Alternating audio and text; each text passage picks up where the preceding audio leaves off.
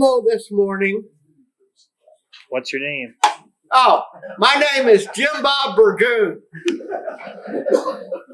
Are you a new member? How do you spell that? Yeah. J.B. J.B. Okay.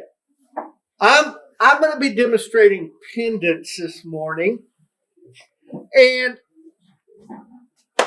those of you that have been out to my shop, Which you can walk into now. yeah, but it's horrid. I spent a majority of Thursday looking for the sack that had all this stuff in it in my shop. Yeah. Okay. Well, I finally found it, and I had this little box. Do you know how many times he complained to be in the sun for this? You keep Robert out of there, you wouldn't have a problem. That's okay. What did he say? Now, okay, these are called findings.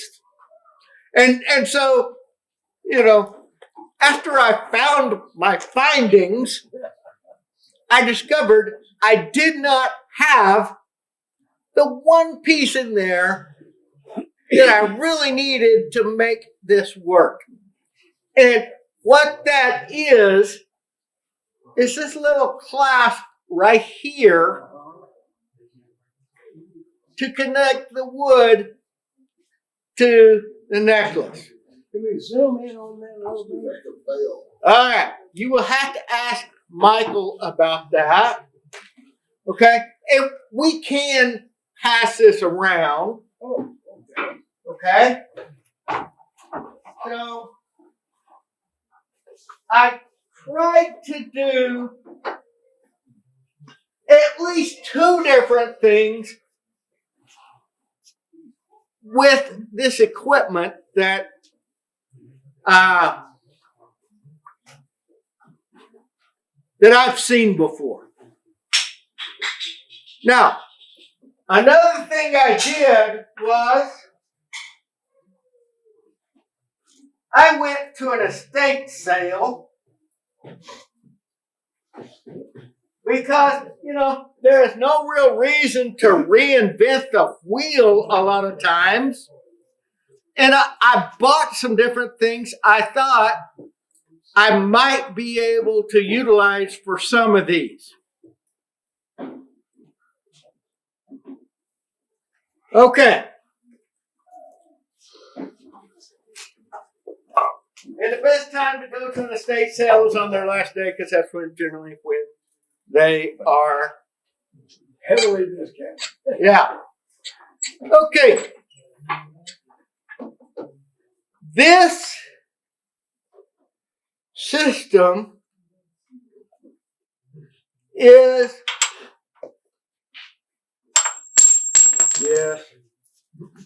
works off of a number 2 Morse taper that goes into the headstock. It is the same thing that can be used for bottle stoppers, so a bottle stopper chuck. And then the folks at Niles Bottle Stoppers they call this a joiner something, okay? A joiner plate but on this side, it has 10 different configurations where you can pick different centers. And that's not all of the flexibility of this. Because you see there's some holes around the exterior of this, the perimeter. But in here, I've got 24 different places where I can manipulate this on this part. Okay? Zeros are marked.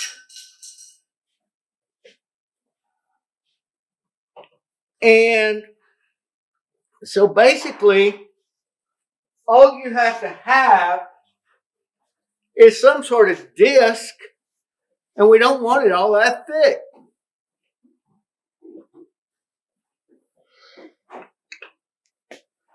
Now, how many in this group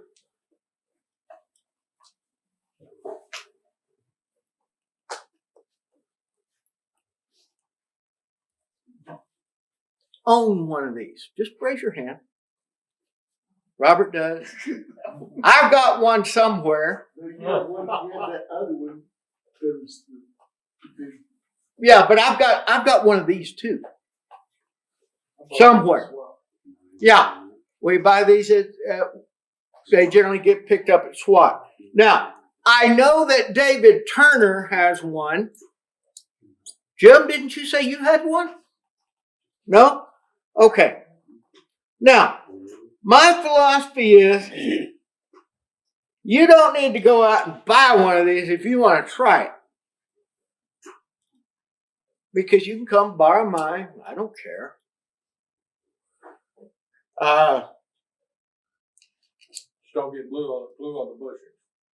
Well. All right. Now, with a number 2 taper on here, this just goes in. But it can fall out. So the way to prevent it from falling out is to build a drawbar. Now, because I basically tore up all my shop to find the findings, and everything is still in a horrific mess out there. But you can walk in it. Yeah, you can walk in it. I was like, oh, this takes a piece of 1/4-inch all thread. Well, I had some 1/4-inch all thread, but I didn't know where it was. So I went out and bought another piece. And then when I walked back to the shop, I was working on this, and I'm like, dang, it's right there. It's right there. Look at piece of PVC. Yeah. No, I looked in the PVC. It wasn't there. All right, that was the first place I looked. Now, the way this works, okay, since the headstock is hollow, and because, hang on, I'm trying to show you something you can't see. So that's not a good idea. So,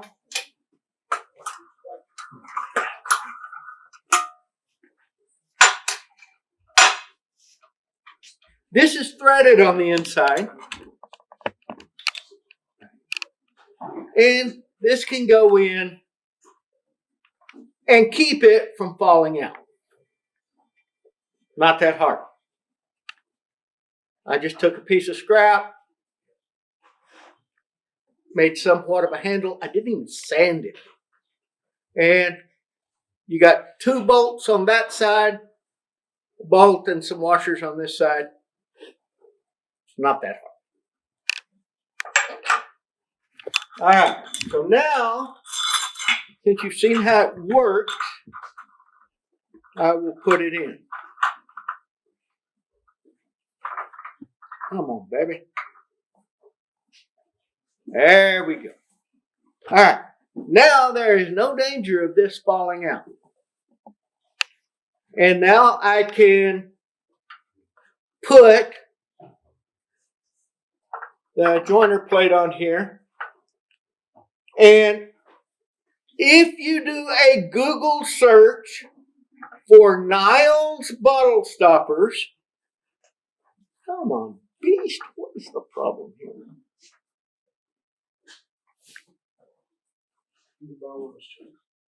Yeah. And right now they're selling for $98. So, yeah. I think when we first saw these, they were like $60. And so we were able to save a little money. Now, the way I'm going to affix this on here is with double stick tape. Now, if you have never used double stick tape, the things you need to know is there's about 3 or 4 different strengths of double stick tape. And if you get the strongest one, in all likelihood, you're not going to get it off without breaking it.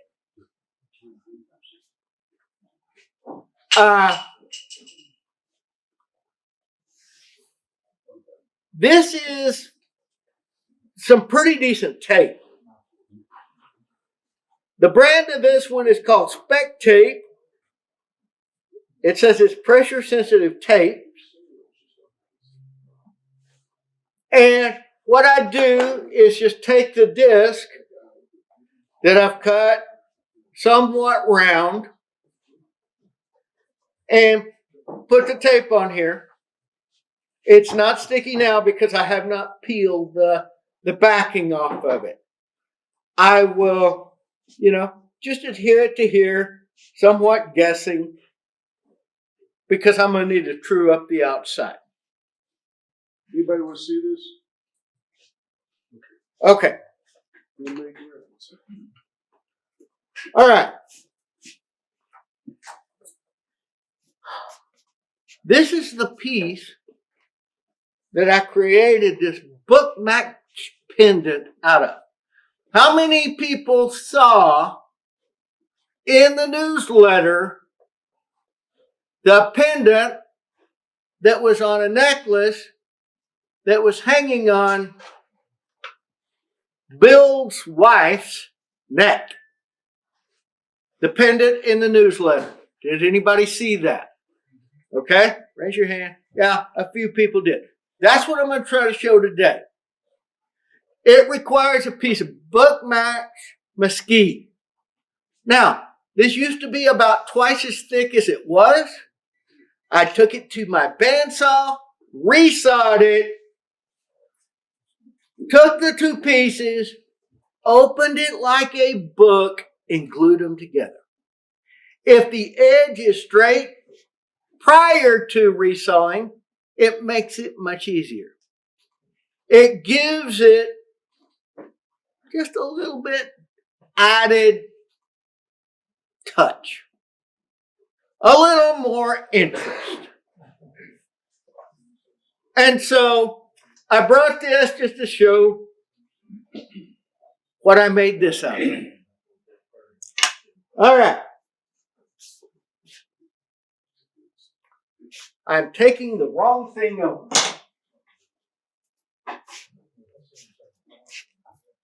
All right, so now I am going to take the pressure sensitive adhesive off. That seems to be the hardest part of the whole deal, right? Well, you see what I'm using.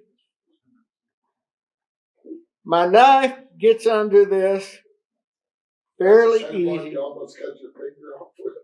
No. Oh, yes, this is the knife I almost cut my finger off with. But it's much duller now than it was then. Jim Bob, I use a lot of that 3M, the blue tape. Yep. You get it at Walmart. And I haven't broken any pieces. I used to make a lot of rings with that stuff, and I'm able to peel that off. That's also another good one. Okay, 3M blue tape. I know 3M makes a red tape. Yes. And it's hit or miss sometimes on it as far as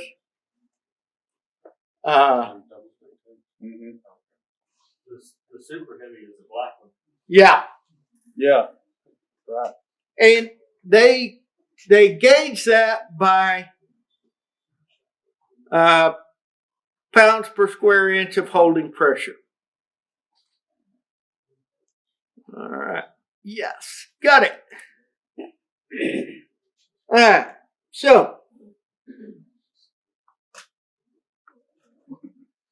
now I'm going to bring this up and just guess. I'm going to try to get the seam close to the 0 mark. Okay. There it is. Here's track. Now, initially,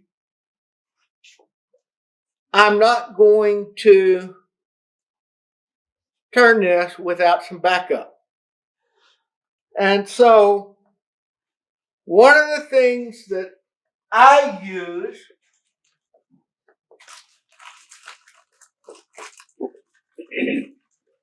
and if you don't have anything like this and you want to steal some of mine, that's fine.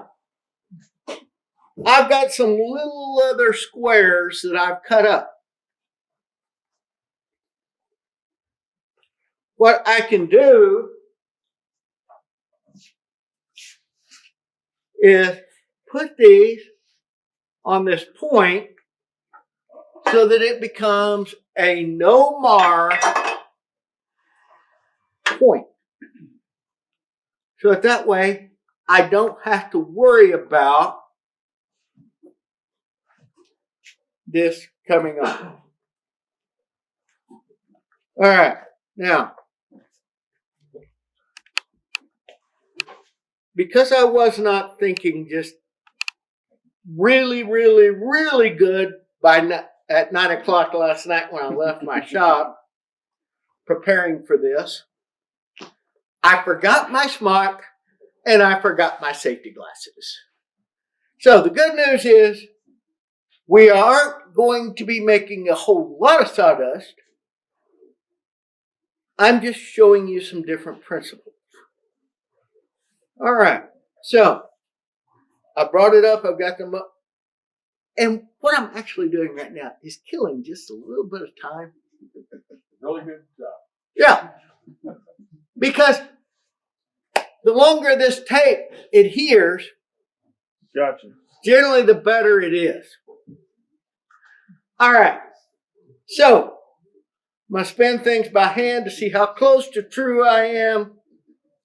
It's in the neighborhood. I'm going to slow this down because I do not know what speed my brother left it on last month. So now it's on, and I can bring it up to speed.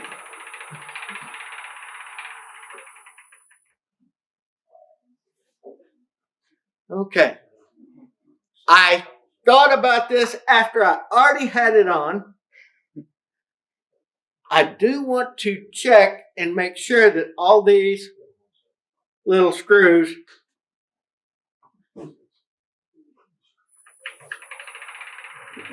are true. All right. So I'm going to take just my spindle gouge here, kind of true up the outside edge.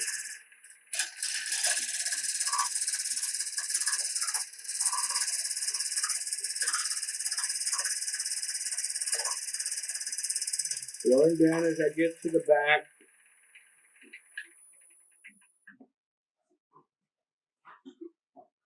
I'm looking to see if I need to go any further. Maybe. Because there's one little flat spot right here. So I'll make another pass on it.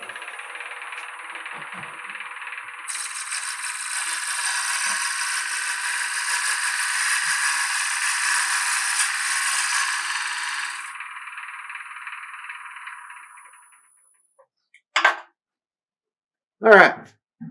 Now the next thing I'm going to do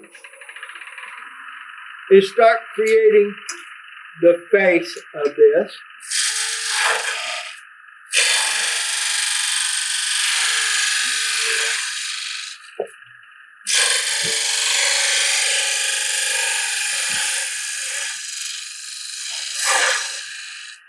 Now,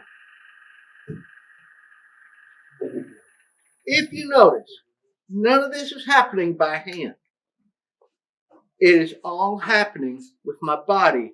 And all I'm doing is just, getting the cut established, getting my bevel in the correct position, and then just leaning forward with my body to make this cut.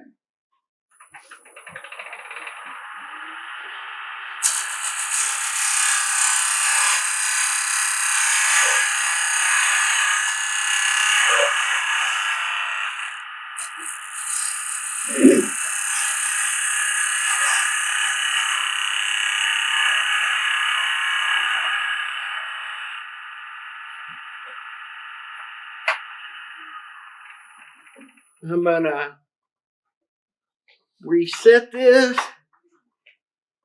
so that I can work on the back side now. Check my, I'm close. I always try to check my tool rest height. Now, what I want to do on the back is just create a little curve right in here.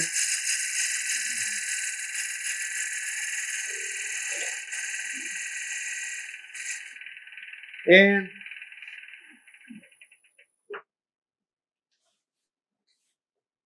I was safe. Got the junk out of there before I stuck my fingers in there. All right, now I'm going to refine this shape. Get a nice curve here.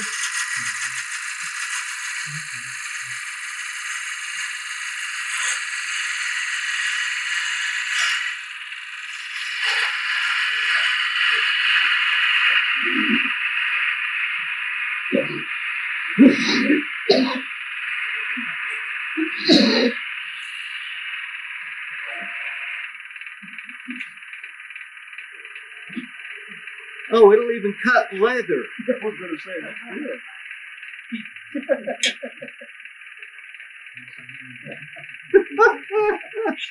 All right. Now, there'll be a little nub I'll have to deal with here in a minute.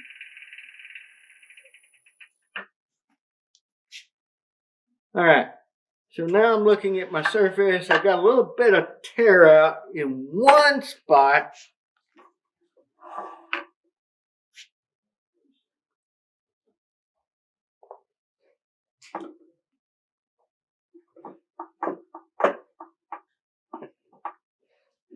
Okay, baby. There's a couple ways of dealing with this. One, I could shear scrape, which shear scraping involves using the lower edge with this in a closed position, or I could use a negative rake scraper. I like the negative rake a little better because I know all my pressure is going this way. Absolutely. So, I'm pretty much through with this now, or the tailstock. Okay, so I've dealt with my nub.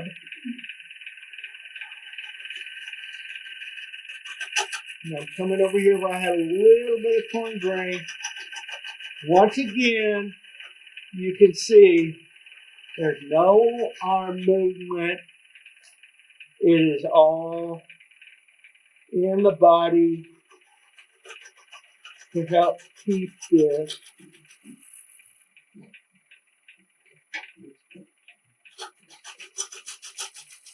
as smooth as possible. Okay. Now I've got a very nice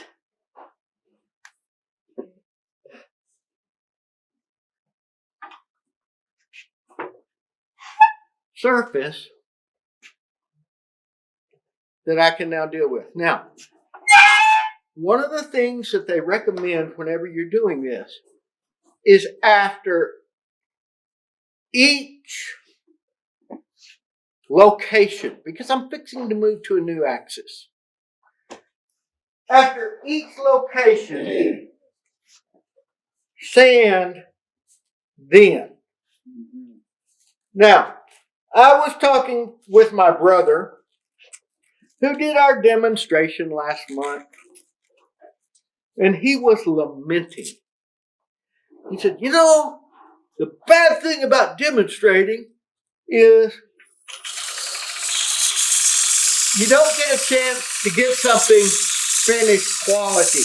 You know, now, I'm going to try to get this to where I can finish quality it.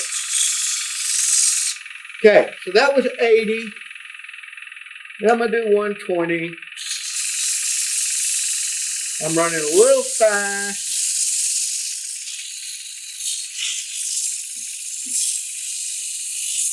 This is some of the sandpaper we have for sale back there. Some of the strip paper. I believe it sells for, what is it, 50 cents a foot? Huh? Yeah, that's a foot of each grit for $5. Pretty good thing. Now I'm on 180. You notice I didn't hit this part right here with 120 or 80. All right, here's some 220. And I can be as anal as I want to be about sanding. And if you know me very well, you know that I can get extremely anal about sanding. Okay. And then 320.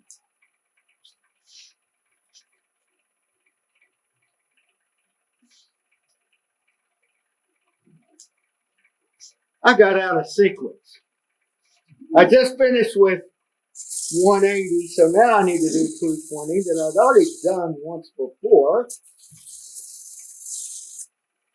Okay. But I'm not paying as close attention as I should, because I'm trying to talk while I do things. Okay, so the cool part about this is the sanding really doesn't take that long. All right, so now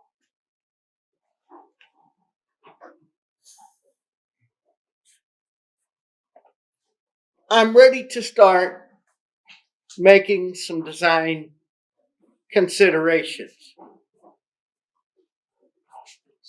And what I'm doing is I'm taking it off the spindle for a couple of reasons. Number one, so you can see it. And personally, I think this needs to be the top.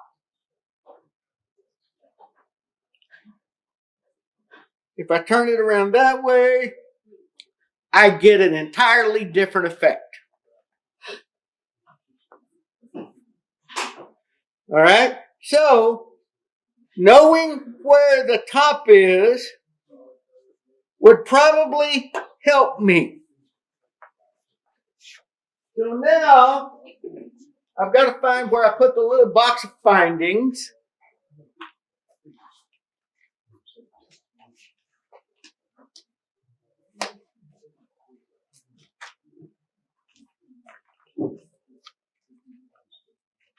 And I'm going to get out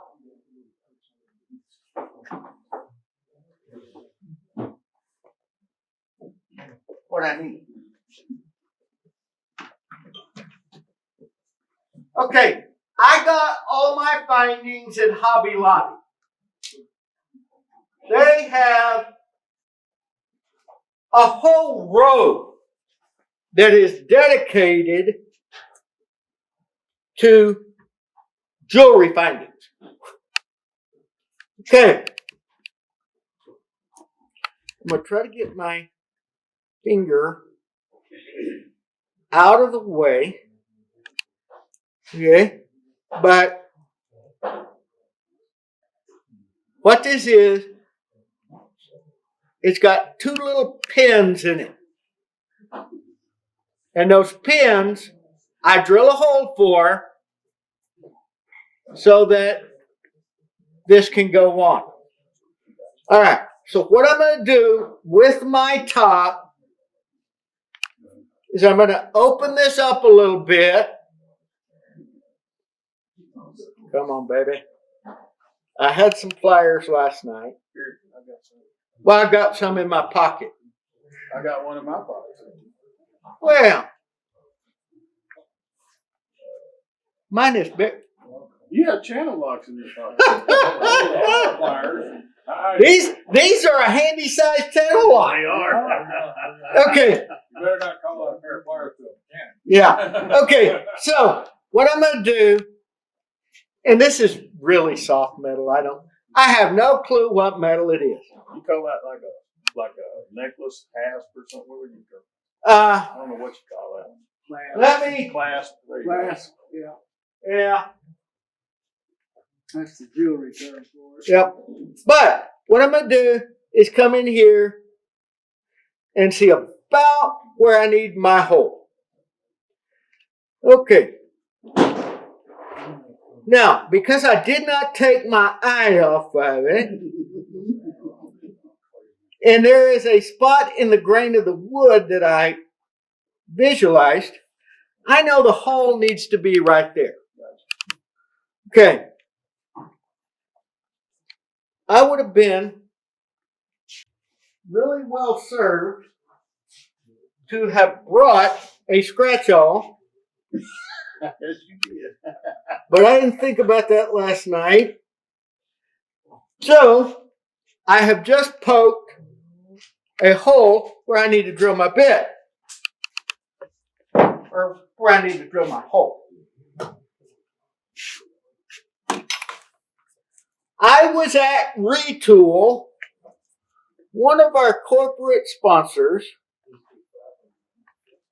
and they had these little numbered drill bits. And I got a whole box of them.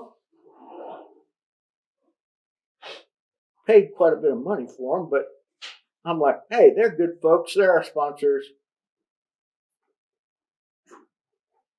I'm getting the sawdust out of the flute. Because this is a very small drill bit. It is a number 61.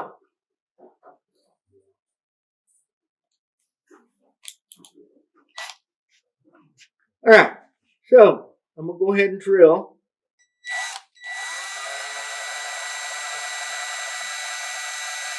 And because it is a little bit, you notice I'm just letting the weight of the drill do the work.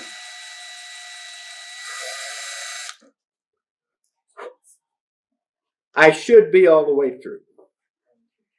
Now, that is going to give me some ideas about where the top is as I make my next decisions. Okay, I am going to go, and this is where it becomes a guess. Okay, I'm going to go to a different center location. I am going to try number 6, which if I'm guessing is about an inch off center.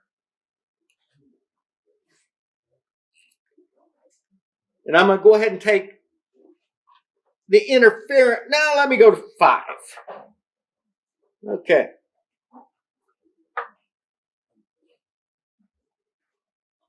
Come on, baby. There we go.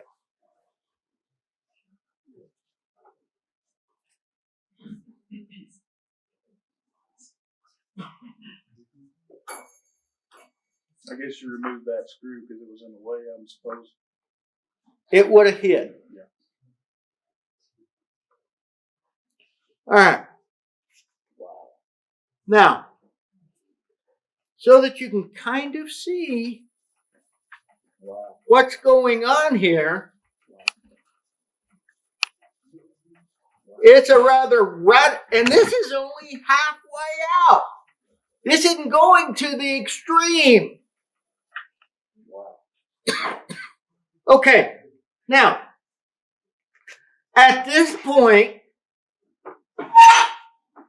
I need to visualize what it will cut on here.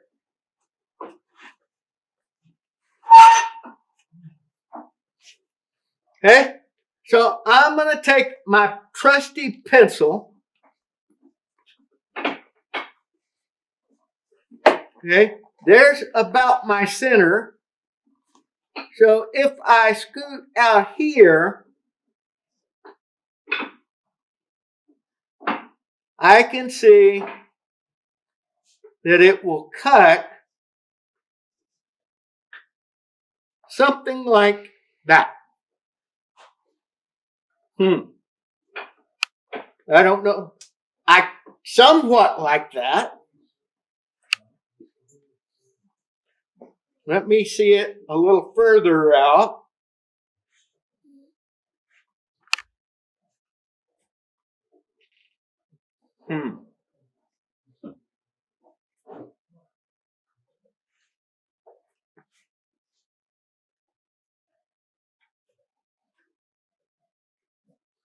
Okay. So now I'm going to start playing. Because I really don't like what that's going to yield. I would really like something that goes further across. Something that's more shallow.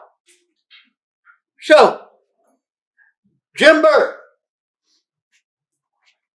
do I need to go closer to center or further away from center?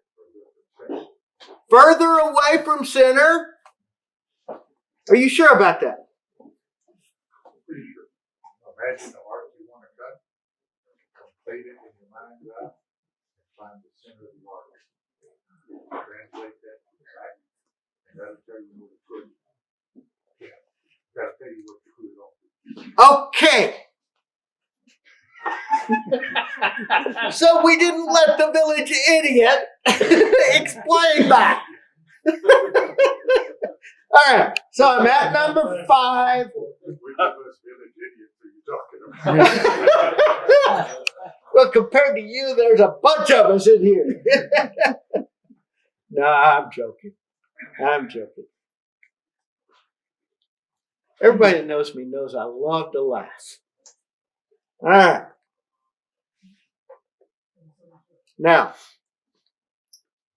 whenever I was teaching school, and one of my students would ask me if I was sure about something, I'm like, no, I went to college for 5 years to learn how to be wrong. You know, the school district pays me to teach kids the wrong way to do something.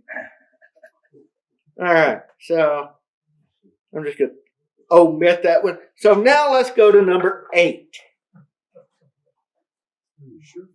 Yeah, are you sure? Yeah, am I sure? Well, I don't know about this because I'm saying I'm just playing. Right. With something like this, with a pencil, you can always do the experiment. That's right. Try it. And that's why we've got the pencil right here. I used to tell my students it is much better to make mistakes on paper than with wood. Yeah. Because they are a whole lot easier to rectify on paper. All right, so let's see what we got now. All right, I'll start about right here. Woo, baby. Okay, I'm going to have to go in quite a ways.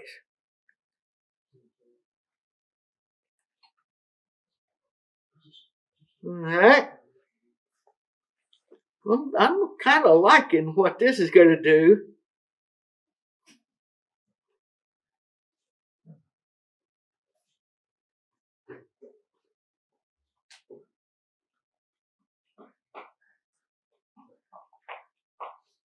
All right.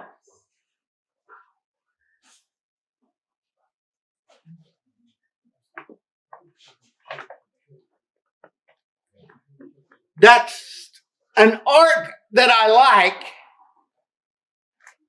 but it is not where I want it to be. So now,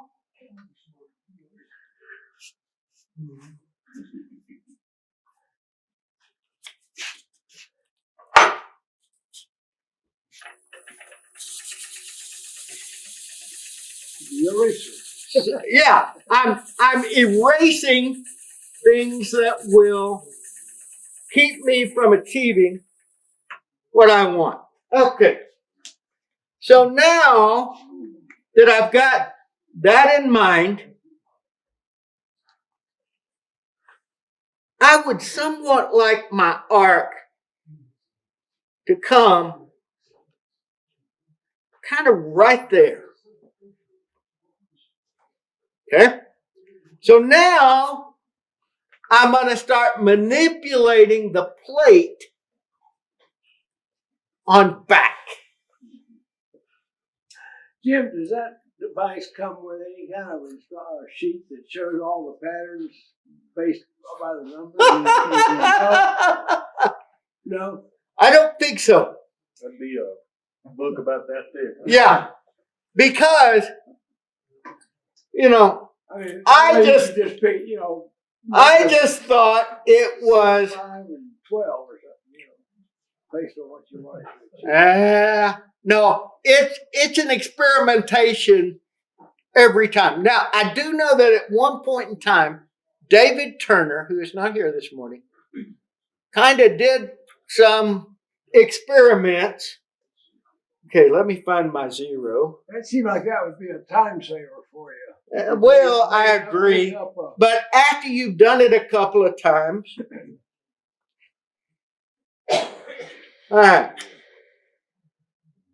I am moving 1/4 of a circle. Now, because I am inherently lazy, and I don't really know if this is going to yield what I want, I'm only going to put in 2 of the little screws, because that will allow me to see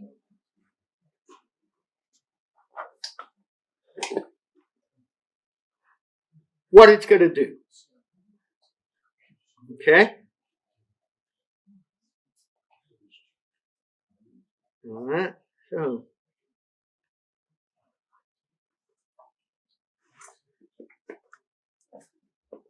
and see, right now I'm just kind of visualizing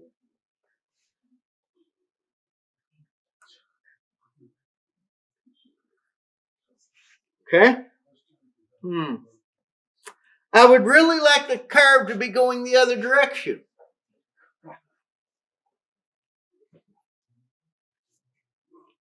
So rotate it a complete 180 degrees, right?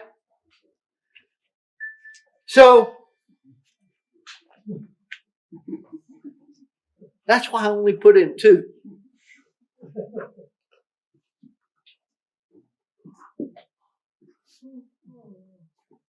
All right.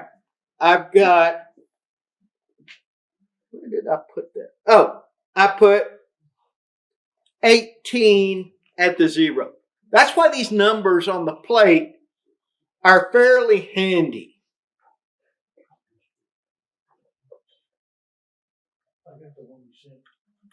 Okay, so I'm going. Come on, baby. There we go. I may be going to 6, but I'm actually going to fudge just a little bit. I'm going to go 2 tick marks over. Come on, baby. All right.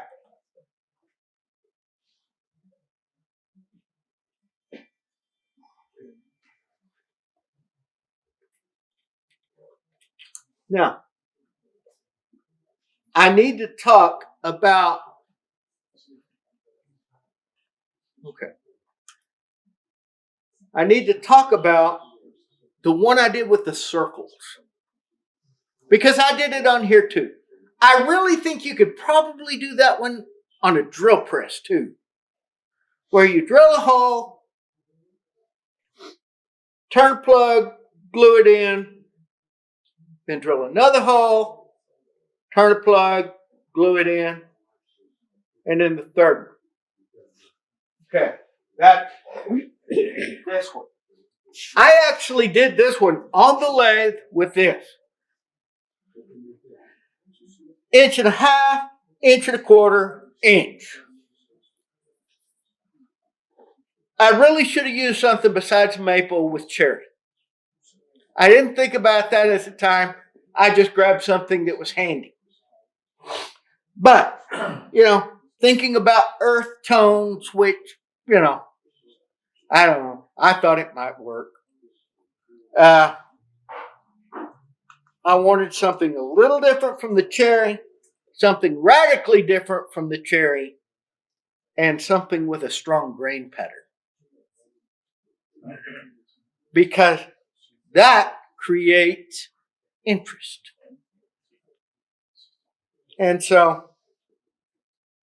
the reason the hasp is on this spot, I dropped this and dented it, so that's pretty much where it had to go. Right. That's kind of like, pin makers. We always look, what's under the clip? Yeah. Okay. All right? You can't fix it, flaunt That's right. I also did this one on here. I just drilled a hole off center after I got it turned around. This one's fairly easy. Although I screwed the first one up. Because I was using too soft a wood that was too thin.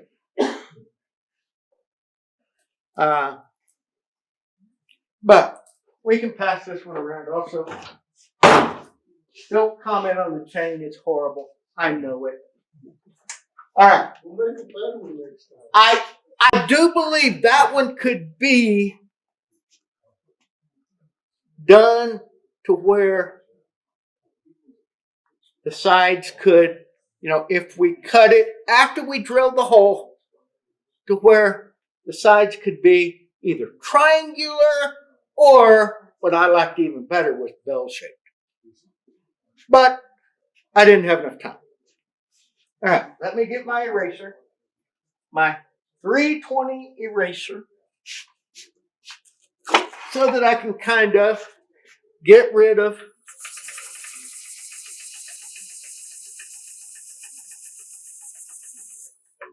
Okay. Now, trust me, we're almost there, guys. I'm getting real close with this one now. Okay, let's see. Yes. Let's see. Nope. Ah. Yes. So, that's somewhat what I want to happen here. Now, having the pencil line on there gives you another help. Now, I'm going to be using a 3-point tool.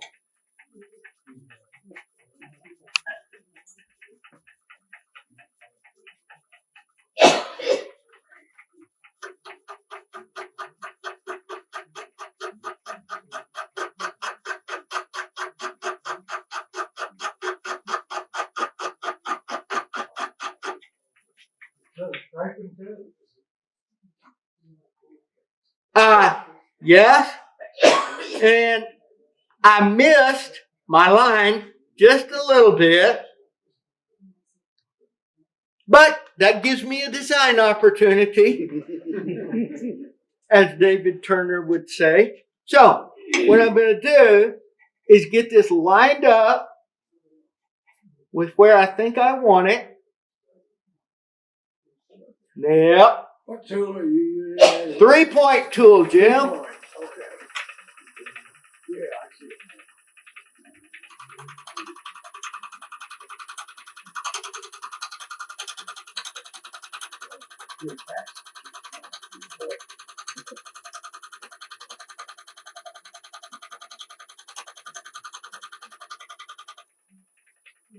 And last time I thought this one needed to be just a little different.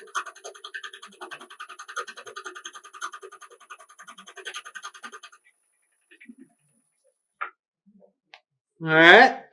Now that kind of gives me a couple of off-center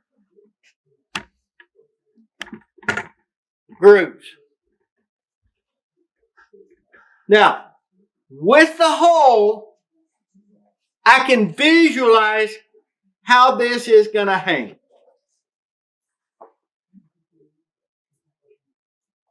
All right. So now I'm going to go to an entirely different center. I think, because I don't want these to be the same size,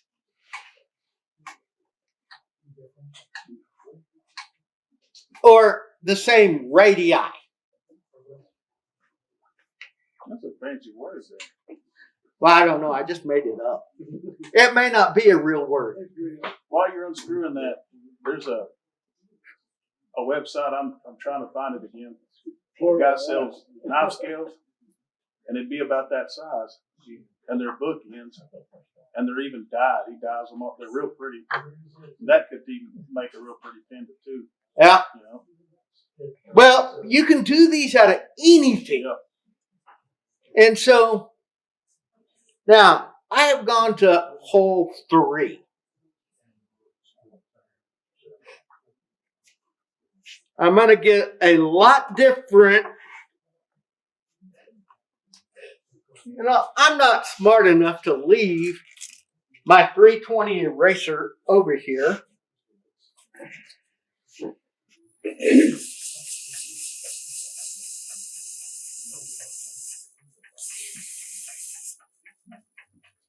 All right. So, I just want to kind of visualize what this would achieve. What I would really like to have happen is another arc to cross these going in a different direction. So, what I would, so that you can see what I'm seeing in my head, I would like this arc to be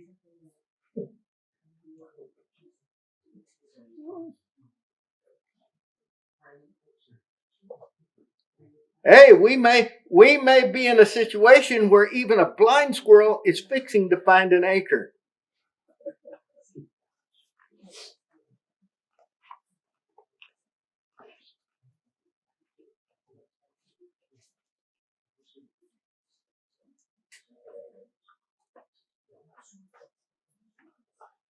Well, let's try it and see.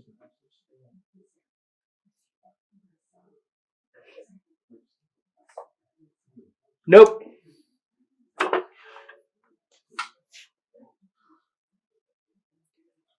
I need to go back to a bigger number. That's going to give me too close to a circle. And I'm wanting an arc.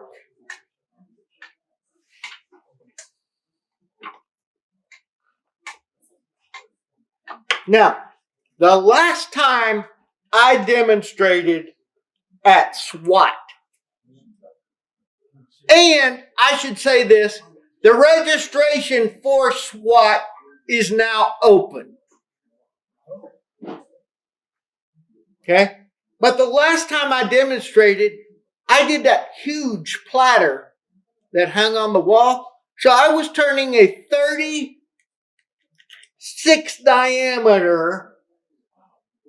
inch diameter platter outboard. And I asked the audience where they would like me to cut. And they said, on the outside. And my initial words were, oh, you want to see the demonstrator killed. So now I have gone to the extreme. This is maximum. Okay? And you can see that it's going fairly wide.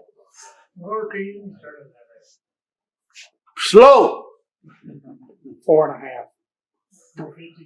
All right. So now let's see. This is going to give me an arc.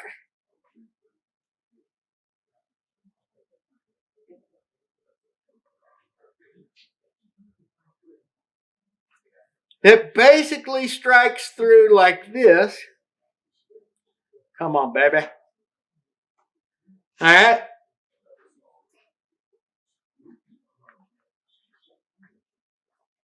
But I would like the arc to be going the other direction. So, once again, I'm going to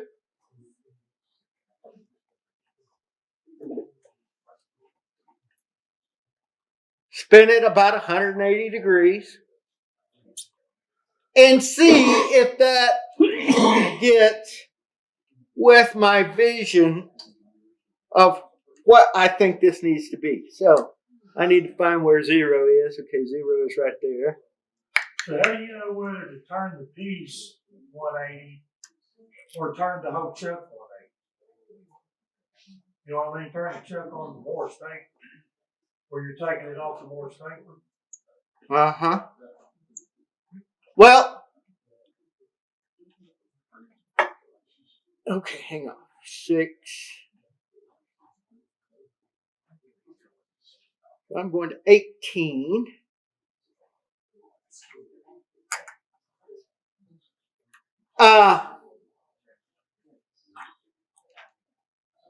If the arc is about what I'm looking for, but it is going the opposite direction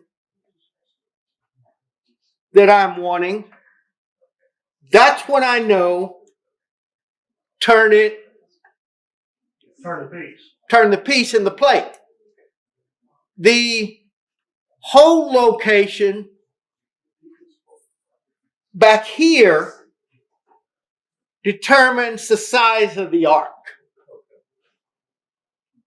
Or I should say the radius off center. So, just like everything else, there's a little bit of a learning curve with this. But, we're not too old that we can't teach a old dog new tricks.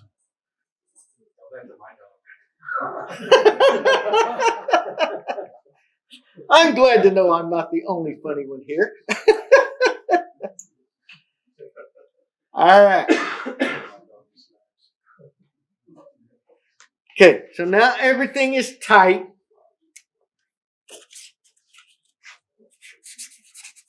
You just gave a great demonstration of why there's not a guide for what each circle does. You know what I mean? It's infinite now. Yes. I asked Jim about the math early on.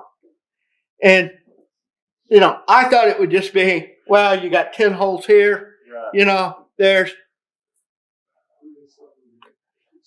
24 DLT. I thought, you know, 10 times 24, that's 240, you know. Or there, you know. Now just move that over one tick, and now what you do? Yeah, You know? yeah. I mean, it's just insane. Yeah. The possibilities. Makes me think of those things we had when we were kids, you know, on the paper where you had those templates and you spun them in that spirograph. Yeah. Right. So that's close to what I'm wanting here. But I would like it to intersect.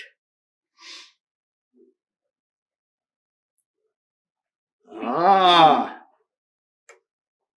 Yeah.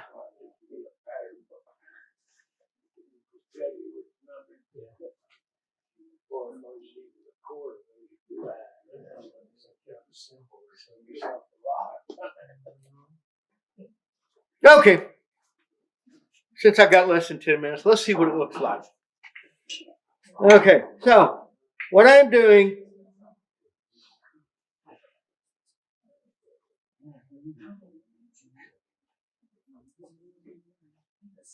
is I'm kind of visualizing where I want to cut.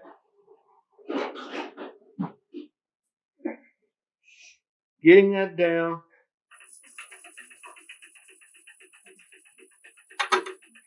Beast.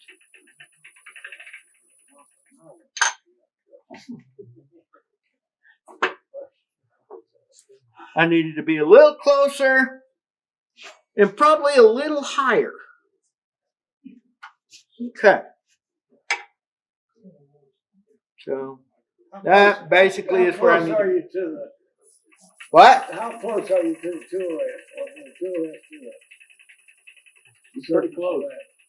I can't tell from here. How close are you? Oh, okay. Okay. Now, I got to thinking about what I was fixing to do.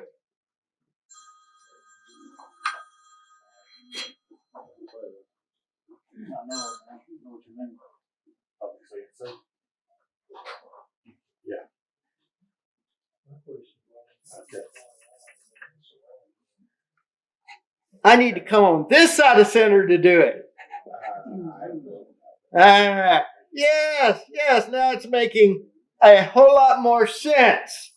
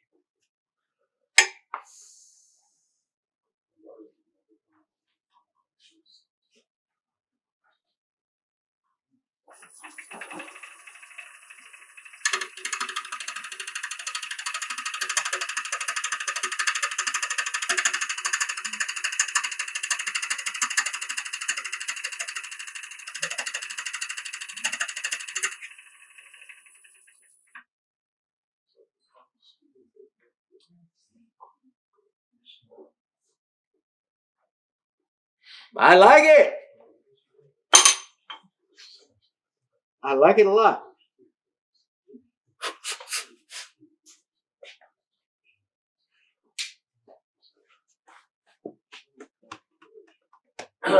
Now, if I get one of Michael's handy straps,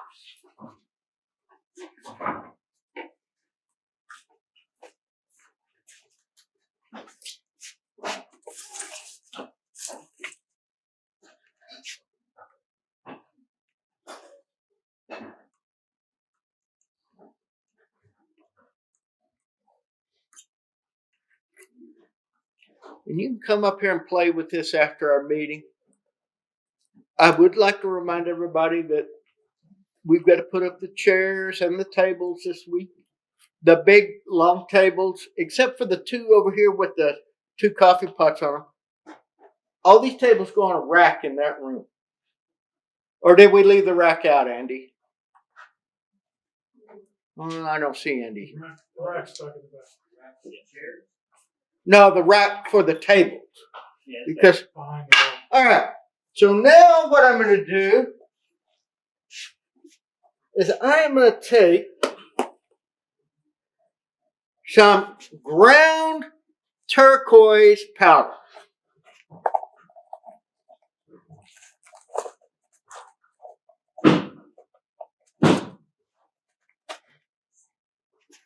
And there are some chunks in here.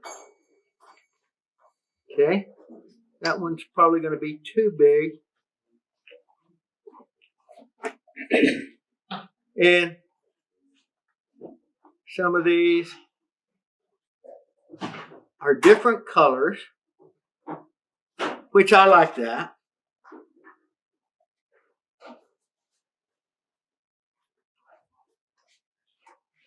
Come on, baby.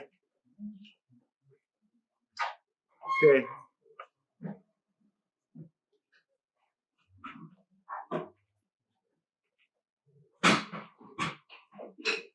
That chip right there is just too big. Okay.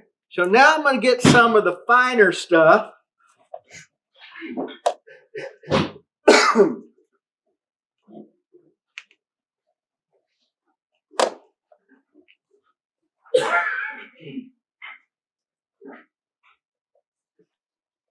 Do we have to be up at 12? Nah, in that neighborhood. I should have like 2 minutes left.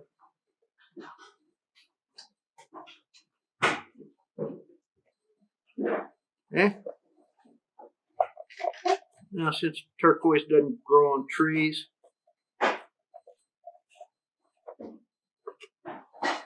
I'm going to get a little more of the extra fine powder, fill it in. Come on, baby. Extra fine powder. I use a tea strainer to kind of separate it sometimes. Okay, get back over this.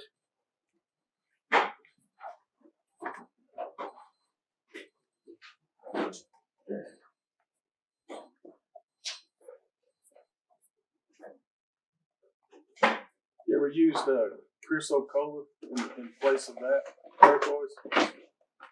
I never have. It's much cheaper and it's easier to crush, and it looks just like turquoise. Okay, now I'm taking thin CA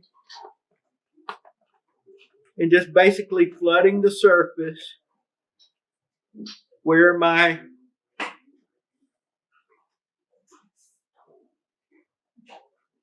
pattern is. And it will probably, and as you can see, I am flooding it. Okay.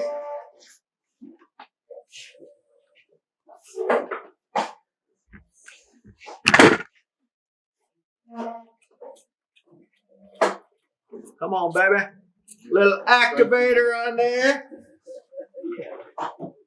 to dry it up. And then you can see how this is going to highlight. Oh. There you go.